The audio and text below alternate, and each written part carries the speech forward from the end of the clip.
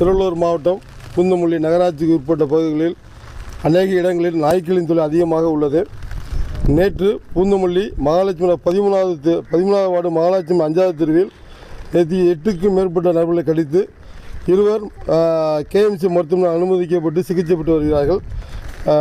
நகராட்சி நிர்வாகம் தமிழக அரசும் தக்க நடவடிக்கை எடுக்குமாறு பொதுமக்களின் சார்பாக கேட்டுக்கொள்கிறோம். நாங்கள் பல தடவை பூந்தமல்லி நகராட்சியில் தொடர்பு கொண்டுள்ளோம்.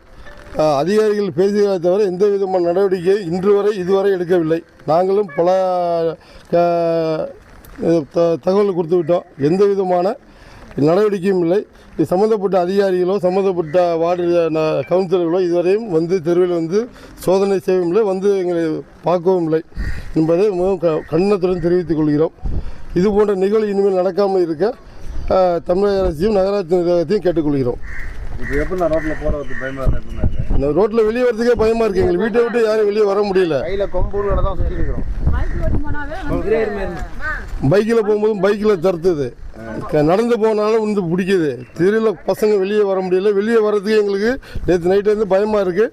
நைட்டு 1 மணி வரை கம்போடு சுற்றிட்டு இருக்கோம் நாங்கள் தெருவில். ஆனால் நகராட்சி நிர்வாகத்துக்கு தெரியப்படுத்திட்டோம். இதோ வரேன்றாங்க. இது வரைக்கும் யாரும் வரல. நாங்கள் தெருவில் நடக்கிறதுக்கே எங்களுக்கு உயிருக்கு பயமாக இருக்குது. இப்போ 2 பேரும் மருத்துவமனை சிகிச்சை பெற்றுட்டு இருக்காங்க.